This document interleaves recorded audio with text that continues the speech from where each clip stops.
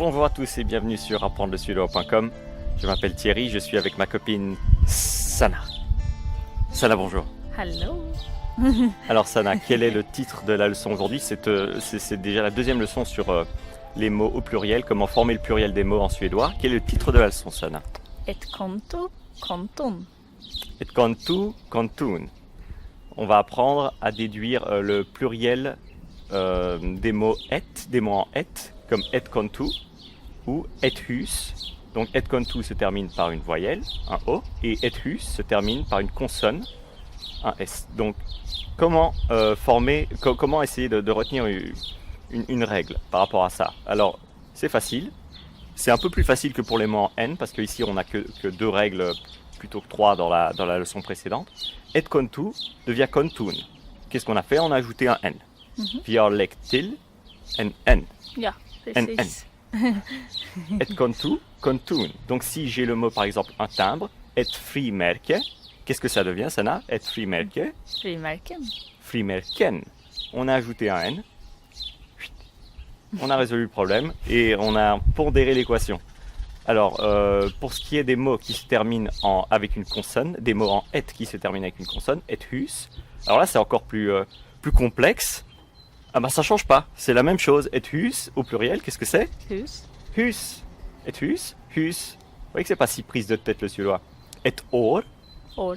or, et or, et hus, hus, et kontu, kontun, et frimärke, frimärken. Ja, precis. Est-ce qu'on a d'autres exemples? Har vi andra ord som vi kan använda nu?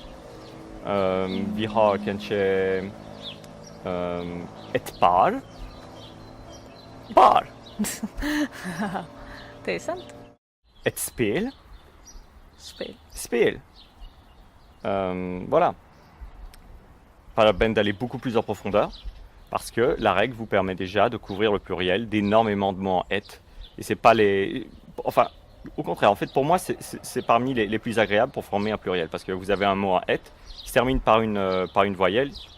Énormément de chances qu'il suffise d'ajouter un N pour former son pluriel. Et encore plus facile, s'il se termine par une consonne, il reste le même. Et hus, hus. Et spel, spel. Spel. Et or, År. et frimärke, Frimärken. et kontu. Konton.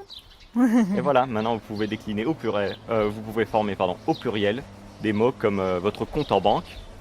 Si vous voulez faire plein de billets et aller en Suède et vous présenter à la banque là-bas, dans un beau costume Philippe Aka que vous avez été faire sur mesure, dans les quartiers de Stomam, alors vous pouvez dire Jag vill öppna några kontor.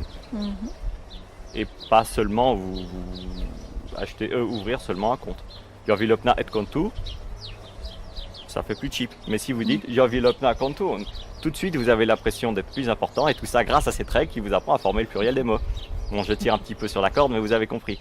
Allez, on va vous laisser. Merci Sana pour d'avoir été ici. Merci Sana d'être qui tu es aussi. Alors on va vous dire hej då, eller god eftermiddag, Ja.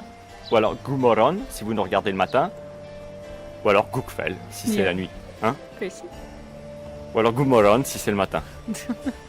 Allez, passez une très bonne journée, on se voit très bientôt. Hej då! Au revoir.